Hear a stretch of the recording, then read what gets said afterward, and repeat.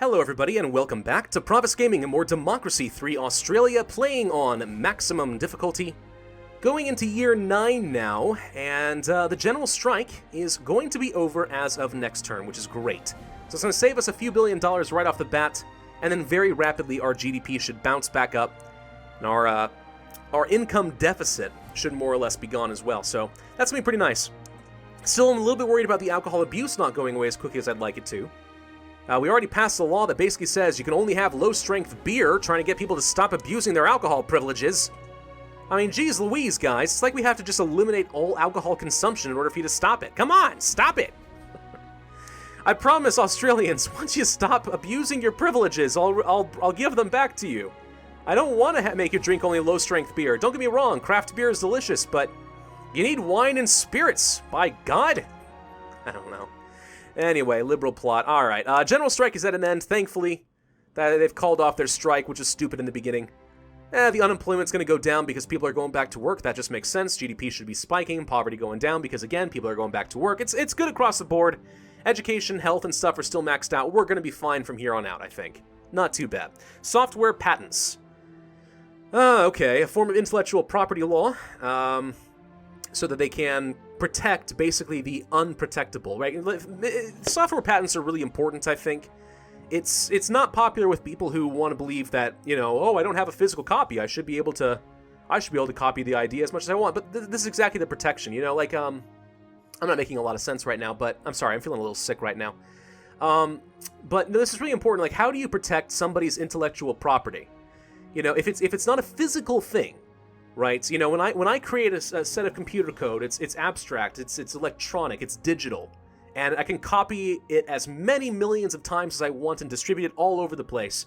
But then it just kind of gets out of hand. How do I say, hey, that's my property, you're buying my product, you need to pay me? How do you do that? And that's a really hard thing to do when it comes to intellectual property law. And then you have software patents, which is basically just another form of legal protection for your intellectual property in the digital era. We're going to allow it. I do think this is kind of a necessity. It does kind of suck. I don't like that patents have to exist, but I can't really think of any better solution. Because I understand why some people are saying, hey, this sucks. Because it is very possible to abuse patents, right? You know, I actually, this is not uncommon, but I've seen, I know there are some companies out there that buy up patents so that they can kind of keep technology that would compete with them out of the market. Some people just create patents with the hope that someday someone creates a product that's kind of like their patent so they can sue them and make money off of it. There's a lot of ways to abuse patents, and you have to be really careful about that, obviously, and I don't like that. It's not an optimal solution. It's just one of those things where I don't see a better alternative, and if you guys know of something, by all means, let me know. But intellectual property it is important to protect in an increasingly global, modern, digital world, but, you know, how do you do that? It's also one of the reasons that, like, I know a lot of people, this is diverging a little bit from patents, but when it comes to intellectual property and digital ownership of things, it's one of the reasons that I have a really big problem with people's, I will say, casualness to approaching piracy. You know, I know many people, even my wife, who thinks, it's not a big deal if you have pirated music or pirated movies and stuff. It's not hurting anybody, it's just digital stuff. Well, say that to the companies that own this stuff, and they'll tell you, hey, no, you can't have that. I mean, it gets complicated. How do you find ways to create strong, physical, enforceable laws in a digital era when it's possible to make multiple copies of something and distribute them with practically no regulation? How do you do that? That's a very difficult thing to do with software patents, intellectual property, piracy, and so on. I don't know. It's a really tough issue, and I'm not sure I have the answers. It's one of those situations where I don't even think I can formulate a very strong opinion about it. I'd like to think that I'm educated on intellectual property. I mean, I am doing a YouTube, channel after all. I have to worry about that. I have to be very worried about copyright and how that violates intellectual property laws and stuff like that, but it's tough. It's a really tough issue. And I don't think there is a good solution, no matter how you approach it. How's our environment looking right now? It's still maxed out, actually. I'm kind of surprised. How's the GDP? Well, it's swinging back up there. I'm kind of surprised. Environment. What's going on here, buddy? Why are you still maxed out? Are you going to come back down? I mean, maybe you won't, but I mean, there's only so much more damage the GDP can do, and we're still maxed out and growing a little bit from the car emission limits and the pollution controls and stuff. I mean, huh. Interesting. What's the cap for the GDP? It's not minus 100%. I think it's like minus 80 or something like that, so maybe the environment will stop right about here. I mean, we could pass... Okay, we could pass some policies that continue to reinforce the environment. It's not a necessary thing to do, but we could do it. You know what? All right. Now that we're at the point in year 9 where the general strike is over and I feel pretty comfortable with the rest of the series and it's going to be pretty much a downhill run from here, I'm going to go ahead and just pass policies that I think are interesting and worth talking about. Maybe we'll push the nation toward a more nationalist, socialist kind of playthrough a little bit, just for theme, but... Let's go ahead and move on with what I have been planning on doing. If the environment looked like it was going to start tanking, what I have been thinking we might do is pass mandatory microgeneration. Basically, this is a law where every citizen has to do their part and contribute to a green electrical network. Everyone is legally obligated to provide solar panels or wind turbines or something like that. We subsidize a little bit, but depending on their situation and where they live and how much electricity they use, everyone has to contribute toward green energy and reducing our electrical consumption and fossil fuels. And it reduces CO2 emissions a fair bit, actually. This is a very expensive political policy to pass because, anytime you shove something down people's throats, they tend not to like it. But it's very, very cheap to maintain, interestingly enough. Now, what this is going to do is really, really upset capitalists who already hate me, so I don't care. But it's going to make a lot of new environmentalists because it turns out, force people to do something and eventually... like Stockholm Syndrome, they'll just come to love their oppression or something. I don't know. Not that environmentalism is necessarily oppression, although I think you can make the argument that government mandates and subjects like this could be a kind of a form of oppression. But some people see it as a necessary evil to protect the environment, blah, blah, blah. I don't know.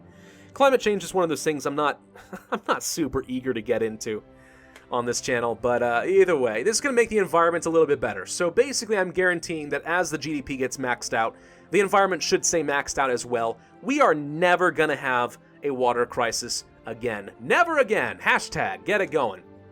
I don't know. Oil demand gets reduced, CO2 emissions goes down a fair bit, which improves our foreign relations and stuff, global temperatures, blah, blah, blah. And it doesn't cost us a lot of money. So, I mean, if the only people we're upsetting are the capitalists who already hate me, then I guess it's not a big deal, now is it? Let's go ahead and move on into the next turn. More liberal plots, soon to be capitalist plots, but the credit rating did get upgraded to a BBB, which is very helpful. Makes the capitalists a little bit happier, makes the GDP go up. That's good. Maxed out GDP would be nice. Oh no, a refugee crisis! Freaking topical references. Natural and economic disasters, do we turn them away? Of course we turn them away, it's not an option. Patriots are very unhappy about this. Conservatives also, immigration goes up. By which I mean immigration doesn't go up at all, because we banned foreign church services, and basically all foreign religions, which are the only people who apparently immigrate ever, don't come here anyway. So immigration's not going to get affected at all, really. It just upsets people, patriots in particular, which makes me sad. Makes me very sad. There's not a whole lot I can do about that. I'm actually recording this video just after Year 8 got uploaded, because I actually have to record this stuff before the weekend this time. Seems I struck a little bit of a nerve when it came to my what I said about immigration stuff. I just kind of want to reiterate, I did not say that I am in support of the immigration and refugee restrictions that Trump's executive order established. I'm not in support of that. I don't think it's actually going to accomplish anywhere near as much as people say it will, his supporters. I don't think it will. I think our vetting process is pretty strong, and there are other ways to make it stronger. I don't think the foreign relations penalty to this, the cost, really... I think the cost outweighs the benefits, is what I'm trying to say. So I'm not really in support of this thing. I just want to make that very clear. But I stand by my position. I do think that the Ninth Circuit Court of Appeals, striking it down, was mostly judicial activism, more than it was politics. And here's the reason that bothers me. Again, knowing my position that I don't support this, here's why it bothers me that the court struck this down. It tries to strike it down based on perceived motives, not the letter of the law. And I know that motives are important, and the problem is motives are very difficult to ascertain. I can't tell for sure what Trump was trying to do with that executive order. Maybe he did want a soft Muslim ban. Maybe that is his goal. I mean, Rudy Giuliani certainly seemed to think so. Rudy Giuliani, gosh, man, that guy really screwed some stuff up for Trump. But anyway, no, I can't say whether Trump wants to do that or not until he actually says it. I can try to look at motive. I can look at the past. I can look at the primary season when he called for a Muslim ban, and then he kind of walked it back, and then he kind of brought it back, and then he kind of walked it back again. It's Trump. it kind of went up and down a little bit. You never really knew where he stood on that and what he'd actually do with it. So I have to look at the letter of the law, and the letter of the law in this executive order, as far as I can tell, is legal. Now, somebody pointed out it was illegal because of the way it affected green card workers and permanent residents and stuff like that. Kind of, sort of. The exact legality of what you're allowed to do to green card workers, I don't pretend to be an expert on that one. I think that one's a bit more of a gray area. I would certainly err on the side of caution and say, hey, green card workers are safe. You've already vetted them. You vetted them years ago. They're clear. Let them go. And I will totally agree that Trump's executive order was so poorly rolled out. My God. Like, he kind of brought it upon himself, to be honest. This court legal challenges to this thing, he kind of brought it upon himself by leaving so many open legal ends to this thing. You know, when people are like, so does this apply to green card workers or what? And some people are like, oh, no, it totally doesn't. Then they come back and they're like, yeah, it actually does stop green card workers. And no, it does. Well, which is it?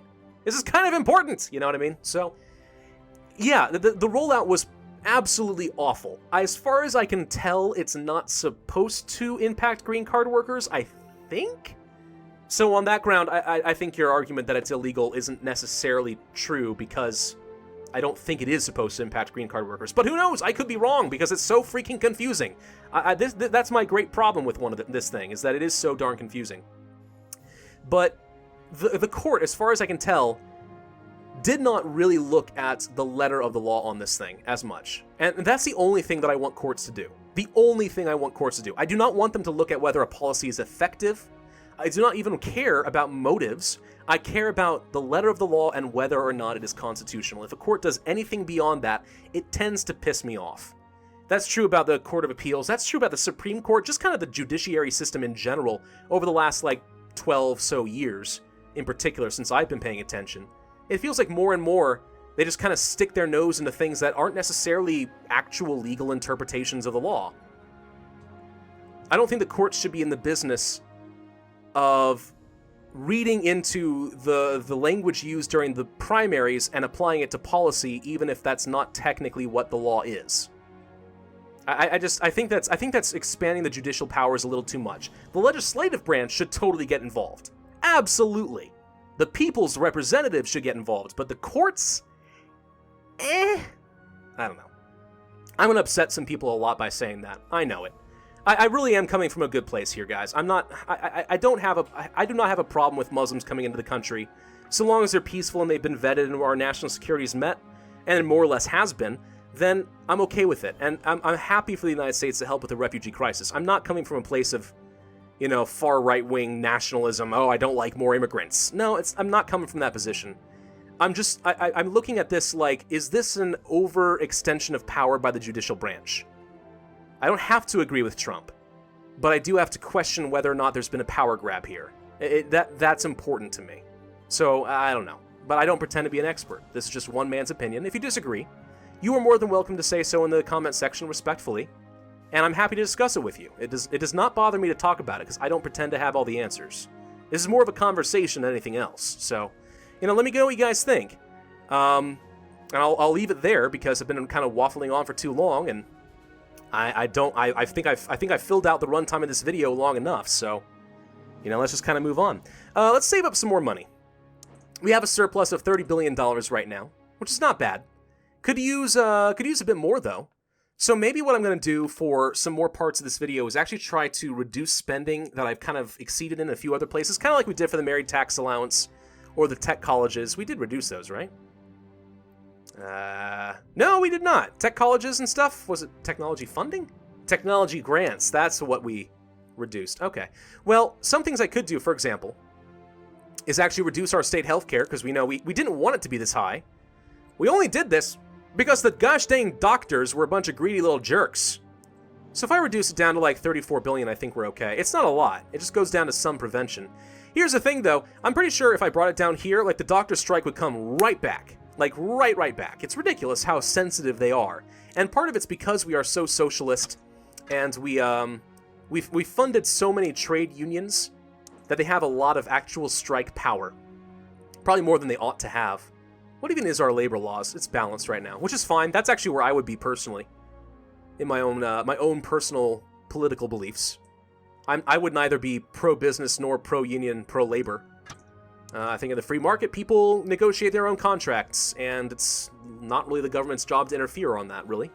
With some exceptions, perhaps, but in general, a free market capitalist is not a corporatist. He's not pro-big business, pro-corporations at the expense of the labor, and he's not a socialist who's, or a pro-union kind of guy. He wants basically less. He wants a more libertarian government that does not involve itself in the economy as much. Does not necessarily mean corporatist or protectionist, or crony capitalist or whatever you want to say. So I actually think that's a place where a lot of people get confused about capitalism. I say, hey, I'm a free market capitalist, and I think a lot of people immediately look at, oh, greedy corporations and stuff. No, I'm not really in favor of them. I mean, I'm not opposed to corporations in so much that they are able to meet a market need effectively and efficiently with its use of resources, but I'm not inherently pro-corporation either. There's a balance. And I think that free market capitalism does that relatively well. Since we did reduce health, though, let's go ahead and pass a work safety law. And in this particular playthrough, I mean, we are playing socialistic, so this is probably okay. Trade unionists will be very happy about this. Their membership goes up. Health improves, which will easily make up for what we just lost by slightly reducing funding for our state healthcare. Productivity does go down a little bit, though. Just a little bit. Which, you know what, I think I probably can actually fix that as of this turn, so let's take a look. Power lines, stop construction, save the planet. I don't know, it doesn't matter too much. What was I going to do? Right, we're going to try to boost up productivity. So, I talked a little bit about this before, the rare earth metal mining. Really, really good policy if you can get enough political capital to introduce it. That's the biggest problem, is that it's really expensive to introduce. But once you get it, it's really good. So at maximum, you can see here, it really upsets the environmentalists a lot, but you get a massive boost to your productivity. I mean, 18%. This alone will do so much to get rid of an uncompetitive economy event. It's great. Even technology goes up slightly. The problem is it's really expensive, $34 billion per quarter in this case. But if I reduce this down to minimum, all the way down to the bottom, $1 billion, does not upset the environmentalists, doesn't improve our technology, but that's fine. Patriots like it, capitalists like it, and productivity still goes up by about 12%. I mean, as far as I can tell, if you have enough political capital, there is no good reason not to get the rare earth metal mining policy and set it to minimum at the very least. It's always good. Always good. And all we're doing is we're basically just giving out a teensy bit of money in research grants as to how to better extract, rare metals from the earth. We're not even like, massive widespread mining efforts. It's not that bad. It's not that bad. And anyone who complains about it, well, screw you. It's not that bad. What else was I going to do? I got some notes here somewhere. I think we actually can just kind of move on into the next turn, actually, because I don't have much political capital. So let's go to something else. One thing I do want to do. Hey, alcohol abuse is finally gone. Okay. And a major donor abandoned the party. Well, how dare you. 53 billion? Not bad. Credit ratings back up to an A. Yes! That's what I wanted to see. So I guess, okay, I was going to do some other stuff, but I guess we can finally go ahead and reduce back down the alcohol law. Minimum age of 21 there. You guys finally stopped abusing the alcohol, and now we're okay. How's the alcohol? Wow, we had to actually reduce alcohol consumption down to 0. People were like, low-strength beer? Pfft, I'd rather just not drink at all! Well, good. That solved the problem and saved me $7 billion. Now you guys can drink again. You're welcome. Mazel tov. A few things we could do. So one thing I wanted to do was I wanted to eliminate the import tariffs. No reason to have this anymore. Our government's fine. Our economy's fine. And we do not have the uncompetitive economy. There's no good reason to reduce our international trade like this, so I'm just going to go ahead and scrap the policy entirely. Seems fine. And the other thing that I really wanted to do was start working toward our equality, because that is the manifesto that we declared in the last election. So I'm going to go for disability benefits. This is very compassionate to the people who are not able to work for whatever reason. That's not their fault. And actually, disability benefits, I would say, is if you're the kind of person who is against welfare programs because you think that it's an incentive for people to make bad choices or to be less productive in their life. And there's an argument to be made from that, at least from a purely mathematical standpoint. I think that disability benefits is probably the least egregious of the bunch. Because disabled folk, whether they're born with a mental disability or a physical disability, whichever it is, this is not their fault, right? You can't say, you know, hey, we shouldn't be spending welfare, you know, propping this person up when it's their own choices led them to poverty. But you can't say that about disability, you know, disabled people. This is not their choice. They didn't ask for this. It's not their fault. There's nothing they could have done to prevent it. So I would say that if you are that kind of person, I would think disability benefits, if not the exception, should certainly be the lowest priority to take down. That's my personal opinion. We are considered very compassionate for doing that. That will raise up our equality a fair bit. Probably I'll stop right about here. I might need to do something else in the near future, such as maybe state housing. Try to increase equality just a little bit more, because we do want to cross this line here, this threshold. This is the thing we promised, our campaign promise from last time, and let it never be said that Pravus does not keep his promises to his people before the next election, because that would suck. Alright, well, I'm going to end this video here. Guys who disagree with me, just be respectful in the comment section. I understand that there are a couple of different perspectives, and I really am coming from a good place here. I'm not trying to sound mean or not compassionate. I'm not even getting into whether or not we have an obligation to getting refugees and immigrants in this country. That's a totally separate discussion. All I'm trying to talk about is the legality. And the way I see it, while I see some yellow flags, I don't see anything. I think the courts may have overstepped their bounds. That's my personal opinion. I'm happy to discuss it. Just be respectful in the comment section. Maybe we can find ourselves something kind of closer to the truth later. I don't know. Thank you all for watching. Hope you enjoyed. Be sure to hit that like button, leave a comment, and subscribe. And I, as always, will see you guys next time.